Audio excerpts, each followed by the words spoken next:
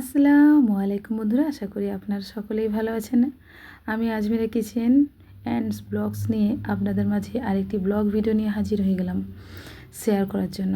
আজকে কিন্তু সকালে আমার বন্ধু ফোন করেছিল, অর্থাৎ আমার ক্লাসমেট, অনেক দিন পর ক্লাস 5তে দেখা।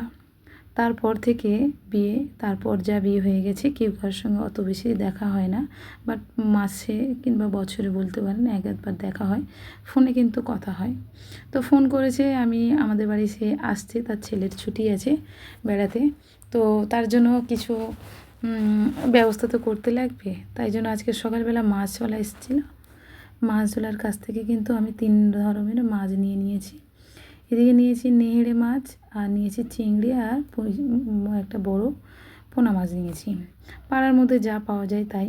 আর এদিকে বাড়ির পিছন থেকে কিন্তু আমি পুঁই শাক তুলে নিয়ে চলে এসেছি। পুঁই শাকগুলোও কিন্তু বেছে কুটে নিয়েছি, সবগুলো কিন্তু অফ ক্যামেরায় বেছে নিয়ে চলে এসেছি। আর এদিকে দেখেন নেহেড়ে মাছটা কিন্তু বেছে নিয়ে চলে এসেছি। তো সবটা কিন্তু রান্না করে নেব, তার জন্য কিন্তু একটু দেখিয়ে দিলাম। এদিকে কিন্তু দুটো মাছে আমি লবণ আর হলুদ মেখে নেব। পোনা মাছটাতে কিন্তু আমি লবণ দিয়ে দিয়েছি, আর এদিকে চিংড়ি মাছটাতেও দিয়ে দিয়েছি, কিন্তু নেহেড়ে মাছটাতে আমি এখন দিব না, ওটা কিন্তু আমি অন্যভাবে রান্না করব, সেটাও সব কিছু আপনাদের মাঝে শেয়ার করব। ভিডিওতে কিন্তু কেমন লাগলো অবশ্যই কিন্তু কমেন্ট করে জানাবেন সবাই, আর সব কিছু আপনাদের মাঝে শেয়ার করি। তো তার মধ্যে রেসিপির ভিডিওগুলি আছে, কিন্তু আমার যে প্রত্যেক দিনের লাইফস্টাইল, সেই ভিডিওটা কখনো আপনাদের মাঝে শেয়ার করা হয় না। তো এই কারণে কিন্তু আজকের ব্লগ ভিডিও নিয়ে এসেছি। আর আমার বন্ধুরা, আপনাদের একটা কথা বলি, আমি কিন্তু আমার চ্যানেলটা একটু চেঞ্জ করেছি। আমার চ্যানেলের নাম ছিল আজমিরা কিচেন, আর আমি ওটাকে অ্যান্ড ব্লগস করে দিয়েছি, কারণ আমি সব রকমের ভিডিও দিতে পারবো। সেই কারণে এদিকে কিন্তু তেল হলুদ মিশিয়ে, আমি কিন্তু এদিকে মাছটা হলুদ আর লবণ মিশিয়ে তেলটা গরম করতে দিয়ে দিয়েছিলাম। গরম যেই হয়ে গিয়েছে, ধোঁয়া উড়িয়ে নিয়েছি, নিয়ে কিন্তু মাছটা একে একে দিয়ে দিচ্ছি যাতে ভাজা হয়ে যায়।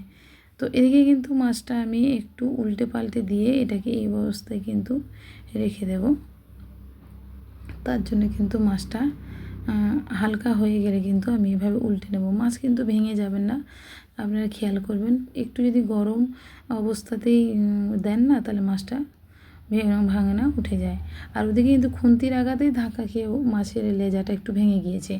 এদিকে ওই মাছটা ভাজা হতে থাকুক, আর এদিকে কিন্তু আমি নেহেড়ে মাছটার রেসিপিটা নিয়ে চলে এসেছি। দেখেন, আর এইভাবে রান্না করলে কিন্তু অসাধারণ লাগে, আর আমি কিন্তু অবশ্য এইভাবেই রান্না করে খেয়েছি, অসাধারণ লাগে। আপনারাও এইভাবে একটু করে খেয়ে দেখবেন।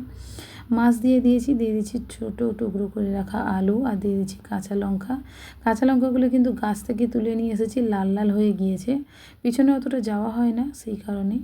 তো এদিকে কিন্তু দিয়ে দিয়েছি কোথায় পেঁয়াজ কুচি দিয়ে দিচ্ছি, আর দিয়ে দিচ্ছি আদা রসুন বাটা।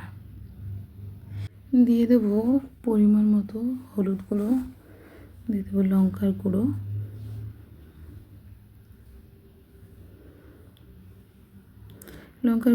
অল্প দিয়েছি কারণ এতে কাঁচা লঙ্কা দেওয়া আছে সেই কারণে। আর এদিকে দিয়ে দিচ্ছি টমেটো কুচি। আর আমি কিন্তু লবণ দিতে ভুলে গিয়েছিলাম, তো লবণটা আমি পরে অ্যাড করে দিয়েছি। আর দিয়ে দিচ্ছি কাঁচা সরিষার তেল, দিয়ে কিন্তু এটাকে হাতে ভালো করে ঘষে নিয়ে এটা রান্না করব। এটা আমার ভিডিওতে আমি আগেও অনেকবার দিয়েছি, বাট এটা আমার যেহেতু লাইফস্টাইলের মধ্যে কার ভিডিও, অর্থাৎ আমি আমার সবসময় নিত্যদিনের যে ভিডিওটা, জীবনযাত্রা, সেটাই আমি তুলে ধরেছি ব্লগের মাধ্যমে। এটা কিন্তু হাতে ঘষে রেসিপিটা তৈরি করে খেতে কিন্তু অসাধারণ হয়। এভাবে কিন্তু বাড়িতে একবার ট্রাই করবেন বন্ধুরা, অসাধারণ লাগে খেতে। এটা কিন্তু ছোটো মাছ, নেড়ে মাছ যে কোনো মাছে করা যায়, বাট এটা বড় মাছে করা যায় না, শুধুমাত্র ছোটো সাইজের যে কোনো মাছগুলোতে করা যায়। তো এদিকে কিন্তু আমার হাতে মাখানো হয়ে গিয়েছে, এবার আমি হাতে পর্যাপ্ত পানিটা অ্যাড করে দেবো, দিলে কিন্তু হয়ে যাবে। এটা বেশি পানি দিতে লাগে না, অল্প পানিতেই এটা শুধুমাত্র এর কাজ ফুটে হয়ে যাওয়া। এ কিন্তু বেশি পরিশ্রম লাগে না, এটা কিন্তু হয়ে যায় খুব তাড়াতাড়ি। যখন দেখবেন বাড়িতে মেহমানরা আসে, তখন কিন্তু আমরা অনেকগুলোই রেসিপি তৈরি করার চেষ্টা করি। তো তখন কিন্তু আমরা সময় একটু বাঁচিয়ে, আর অনেকগুলো রেসিপি থাকে তো মাথায়, তো তো তখন কিন্তু আমরা এই ধরনের পদগুলো করে নিই, তাতে কিন্তু কয়েকটা রেসিপি এক্সট্রা হয়, যেমন ধরেন ভাজা বা এই হাতে ঘষা এরকম। তো এদিকে কিন্তু এটা আমি কথায় কথায় রেডি করে নিয়েছি, লবণটাও অ্যাড করে দিয়েছি। এদিকে চলে এসেছি ওভেনের কাছে, ওভেনটা ধরিয়ে কিন্তু এটা জাস্ট বসিয়ে দিয়েছি, আর কোনো পরিশ্রম নেই এর মধ্যে। তো এটা কিন্তু ঢাকা লাগিয়ে হয়ে গেলেই ব্যাস কিন্তু এটা রেডি হয়ে যাবে, তখন কিন্তু একটু নেড়ে দিলেই কাজ শেষ।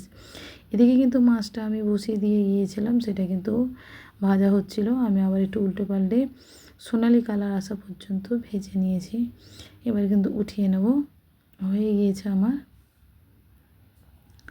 আর এই যে তেলের মধ্যে কিন্তু এই একই তেলের মধ্যে অ্যাড করে দেবো 5 ফোড়ন, দিয়ে দেবো পেঁয়াজ কুচি।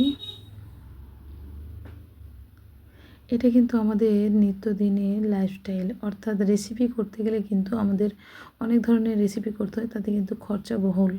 তো আমরা কিন্তু নিত্যদিনের সবাই কিন্তু একই রকমের রান্নাগুলো করে থাকি, রেসিপির জন্য কিন্তু আমাকে আলাদা করে রেসিপি তৈরি করতে হয়। তো সেগুলো কিন্তু অসাধারণ হয়, আর আমরা কিন্তু রান্না করতে যেহেতু ভালোবাসি, তো সেই কারণেই রেসিপিগুলো আমি তৈরি করি, তো বেশ মজাদার লাগে। তো এদিকে কিন্তু আমি আদা রসুনটা কোথায় কোথায় অ্যাড করে দিয়েছি, সেটাও একটু সামান্য কষিয়ে নিয়েছি যাতে কাঁচা গন্ধটা কেটে যায়। তারপর কিন্তু আমি এই যে আলুর গায়ে কিন্তু ছালটা রয়ে গেছে, যে কারণে কালো কালো লাগছিল, আর কিন্তু আলুটা দিয়ে আমি কিন্তু লবণ অ্যাড করে কষিয়ে নিচ্ছি।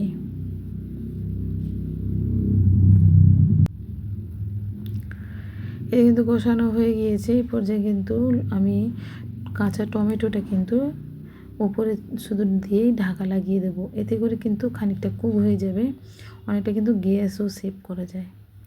ঢাকা লাগিয়ে কিন্তু সামান্য কষিয়ে নেব, নিয়ে কিন্তু টমেটোটা যেটা আছে সেটা কিন্তু উপর নিচ করে দেবো, দিলে কিন্তু তাড়াতাড়ি মানে গলে যাবে। গলে গেলে কিন্তু তরকারিতে আলাদা একটা টেস্ট লাগবে। আর টমেটো না দিলে কিন্তু রেসিপি একেবারে মনে করে যে ফিকা লাগে। আর এই সময় কিন্তু টমেটোর অনেক দাম, 80 টাকা 90 টাকা কেজি আপনার টমেটো।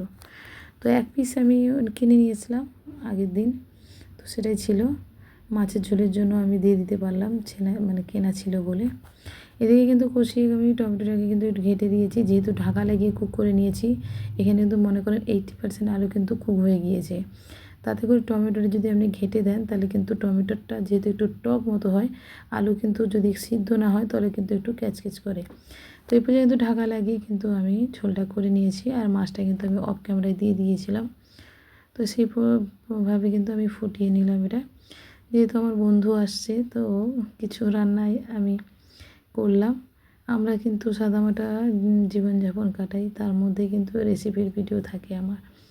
তো এই পর্যায়ে কিন্তু আমি যতবার চেষ্টা করি যে আমি নিত্যদিনে যা রান্না করি সেইগুলো কিন্তু দেওয়ার চেষ্টা করি। যেহেতু আমরা গ্রামের মানুষ, আমাদের প্রত্যেকের রান্নার ক্যাপাসিটি আলাদা, মনে করেন যে পদ্ধতিটাও আলাদা, তো সেইগুলোই তুলে ধরি। অনেকে অনেক রান্না অনেক পদ্ধতিতেই করে। এদিকে কিন্তু আমি ঝোলটা রেডি করে নিয়েছি, আর একটা কড়াই বসিয়ে দিয়েছি। ওই যে চিংড়িটা মানে হলুদ মাখিয়ে রেখে দিয়েছিলাম, নুন হলুদ মাখিয়ে, সেটা কিন্তু এবার কড়াইয়ের মধ্যে দিয়ে সামান্য একটু কষিয়ে নেব। দিয়ে দেবো পেঁয়াজ কুচি, দিয়ে কিন্তু কষাতে কষাতে হয়ে যাবে পেঁয়াজটা। এই যে আমরা চিংড়িটা কিন্তু যে ভেজে নিই, তার জন্য আলাদা করে ভেজে নিতে লাগে না, এইভাবে কিন্তু একত্রে একসঙ্গে দিয়ে কিন্তু রান্নাটা করতে পারবেন। এদিকে কিন্তু পেঁয়াজটা আমার হয়ে গিয়েছে, আর চিংড়িটা থাকার কারণে কিন্তু তলায় একটু লেগে যাচ্ছে। তারপর যে কিন্তু আমি আবার আদা রসুনটা অফ ক্যামেরায় অ্যাড করে দিয়েছি।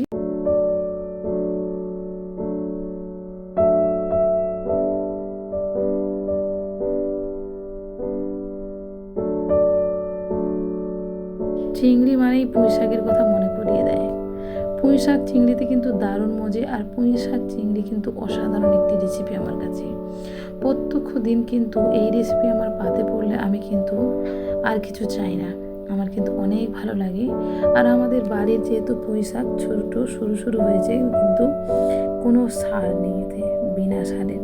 কোনো ফল বলুন কোনো কিছুই আমি যা লাগাই তা কিন্তু বিনা সারে করার চেষ্টা করি।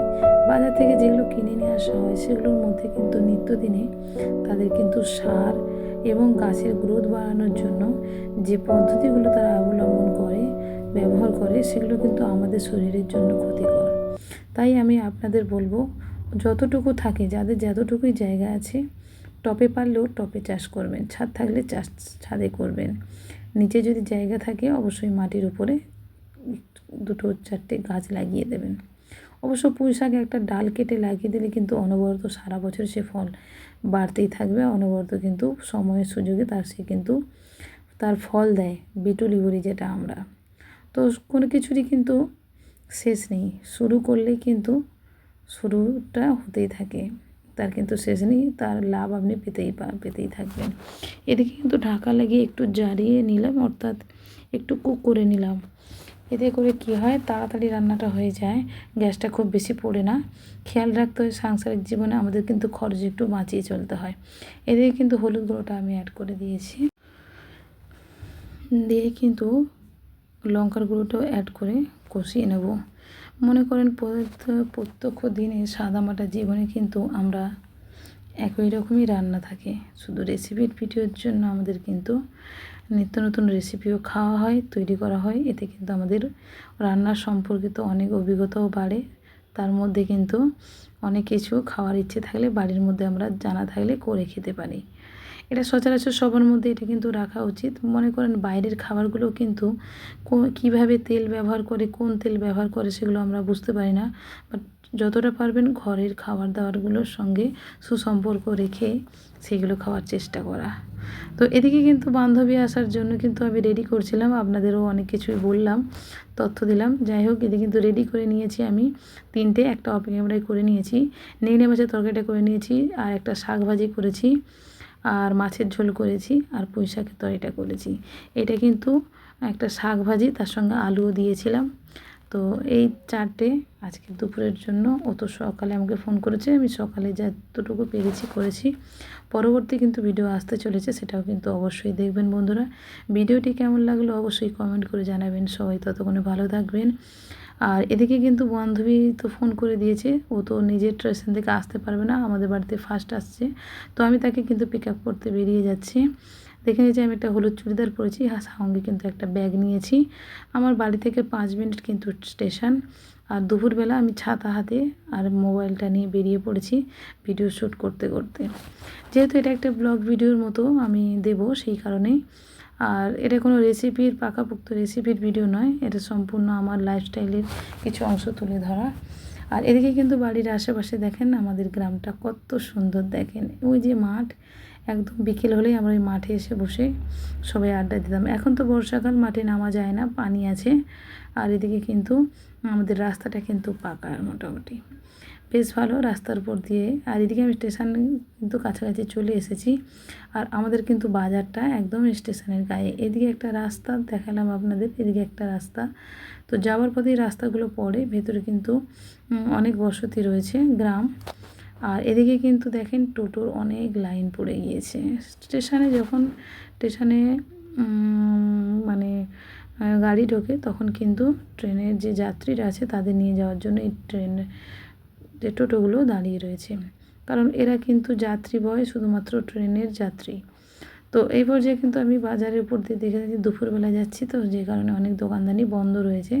তার মধ্যে কিন্তু আমি একটু অল্প অল্প করে ভিডিও করছি। এদিকে স্টেশনের মুখে ঢোকার সময় আমার বান্ধবী দাঁড়িয়েছিল, ও তখন ফোন করে দিচ্ছিল আমাকে। আমার এদিকে ফোন বাজছে, আমি কিন্তু রিসিভ করিনি, তার কারণ আমি স্টেশনের কাছাকাছি চলে এসেছি, এই কারণে। এটাই কিন্তু আমাদের স্টেশন দেখেন। এদিকে আশেপাশে স্টেশনের আশেপাশে কিন্তু এই যে জামা কাপড় দোকান, ঘুগনি দোকান, ডাব দোকান, মিষ্টি দোকান প্রায় কিন্তু আছে। আর এদিকে কিন্তু আমার বান্ধবী আমাকে দেখতে পেয়েছে, আমি কিন্তু ওর দিকে ক্যামেরাটা একটু অন করেছি, খেয়াল করেনি। তো পরে আমি জিজ্ঞেস করলাম, তোকে ক্যামেরায় দেখালে অসুবিধা নেই তো? বললো না। তো এই কারণে আমি একটু ভিডিওটা করেছি। দেখেন আমরা কিন্তু সম্পূর্ণ গ্রামের মানুষ, সাপোসা, আমাদের কিন্তু কোনো স্টাইল বা কোনো কিছুর প্রয়োজন হয় না, আমরা সাদামাটা জীবনযাপন করি, এটাই হচ্ছে কথা। ওর কিন্তু এই যে আগে আগে হাঁটছে আমার বান্ধবীর ছেলে, ও কিন্তু আমার জন্য কিছু জিনিস নিয়ে আসছে, সেটা কিন্তু আপনাদের মাঝে শেয়ার করব। দেখেন এর মধ্যে কিন্তু কিছু বেশিরভাগটাই ওর বাড়িরই। যেমন বোতলে যে দুধটা আছে, ওর গরু আছে, তো গরুর দুধ সকালে ধুয়ে ধরে রেখেছিলো। গরু তো দুধ ওরা বিক্রি করে, তো যতটুকু 500 550 মতো দুধ নিয়ে এসেছে। আর এদিকে কেনা আপেলের কিন্তু এখন অনেক দাম, 80 টাকা 580 টাকা। আর এদিকে কিন্তু গাছের নারকেল সকালবেলা যে কটা পেরেছে ও ছাড়িয়ে নিয়ে এসেছে, যেহেতু ওর সংসার আছে বেশিটাও দিতে পারবে না, যতটুকু এনেছে তাই। তো শ্বশুর শাশুড়ি সবাই আছে, তো যতটুকু পেরেছে ও শ্বশুরবাড়ি ওর অংশ থেকে আমার জন্য নিয়ে এসেছে। এদিকে কিন্তু ওদের এবছর পেঁয়াজ চাষ করেছে, অনেক বড় বড় হয়, বাট এবছর কিন্তু পেঁয়াজটা খুব ছোট ছোট হয়েছে। কী ফল্ট হয়েছে জানি না, বা এটা কোনো প্রজাতির গাছ কিনা, মানে পেঁয়াজ কিনা সেটাই। এদিকে কিন্তু ওদের প্রচুর ঢ্যাঁড়স গাছ হয়েছে। ও ট্রেনে করে এই প্রথম এসছে, আগে তো বুঝতে পারেনি, কখনো আসেনি, বাট এবছর এই প্রথম এসছে আমাদের বাড়িতে। তো আমি কিন্তু সবজিগুলো একটু আলাদা করে আপনাদের দেখাচ্ছি। দেখেন, ঢ্যাঁড়স নিয়ে এসেছে কিন্তু এই যে পেঁয়াজ। অবশ্যই বন্ধুরা আপনারা কিন্তু কমেন্ট করে জানাবেন এই যে এই পেঁয়াজটা কিন্তু কোনো মানে কোন প্রজাতির, অর্থাৎ মানে সাইজটা দেখে কী মনে হচ্ছে। অ্যাকচুয়ালি কিন্তু ও নিয়ে এসেছে কিন্তু বড় সাইজ ভেবে, তো গাছ লাগানোর পরে যখন ফল ওঠে তখন কিন্তু এই সাইজের হয়েছে। তো ওদের কিন্তু চাষি, তো ওদের মন খারাপ হয়ে গিয়েছে। এবছর কিন্তু পেঁয়াজে ভালো ওরা কিন্তু মানে রপ্তানি করতে পারেনি, বিক্রি করতেও খুব একটা বেশি পারেনি। যতটুকু হয়েছে ততটুকুই ওরা বাগানে সবজি উৎপন্ন করে কিন্তু পাইকারি বিক্রি করে দেয়। তো এদের কিন্তু ওদের জীবনযাপন। আর ওর হাজব্যান্ড কিন্তু দোকান আছে, ওদের পান দোকান আছে, আর এই যে সবজিগুলো নিয়ে বসে। তো এই যে পেঁয়াজটা দিয়েছেন সরু সরু টাইপের হয়েছে, ওরও মন খারাপ, আনতে চাইছিল, যে কী ভাববে। আমি বললাম কেন, তো যতটুকুই আছে দিয়েছিস এটাই আমার কাছে অনেক। দেখেন পেঁয়াজগুলো, আমি তো বুঝতে পারছি না, আমার তো মনে হয়েছে যে পেঁয়াজটা এই যে প্রজাতির এই ছোটো ছোটো সাইজেরই হয় বলে আমার মনে হয়েছে। আর গাছের একদম টাটকা ঢ্যাঁড়স দেখেন, হাত দিয়ে ছিঁড়েছে, তো সেইভাবে ওঠা মানে তোলা। আর এদিকে 3টে কিন্তু নারকেলও নিয়ে এসছে আমার জন্য। আপেল 3টে কিন্তু কেনা, এটা কিন্তু আরও গাছে নয়। আর আমরা তো দেশের লোক, আমাদের তো এখানে আপেল হয় না, বাট যতটুকু হয় গাছে সেটা কিন্তু ছোটো ছোটো সাইজের হয়। আর এদিকে কিন্তু এই যে দেখেন 1 লিটারের মতো, মানে 500-র অনেক বেশি দুধও নিয়ে এসছে, বাড়ি থেকে গরম করে ফুটিয়ে নিয়ে এসছে। তো যাই হোক, সব এই পর্বটা শেষ করে সব দেখিয়ে দিলাম। এবার কিন্তু আমরা খেতে বসে গিয়েছি। ভিডিওটির কোনো অংশ ভালো লাগলো আপনাদের অবশ্যই কমেন্ট করে জানাবেন, একটি গঠনমূলক। ততক্ষণে সকলেই ভালো থাকবেন, সবার জন্য দোয়া রইল। দেখা হচ্ছে অন্য কোনো ভিডিওতে, ততক্ষণে সবাই ভালো থাকবেন। আসসালামু আলাইকুম, আল্লাহ হাফেজ।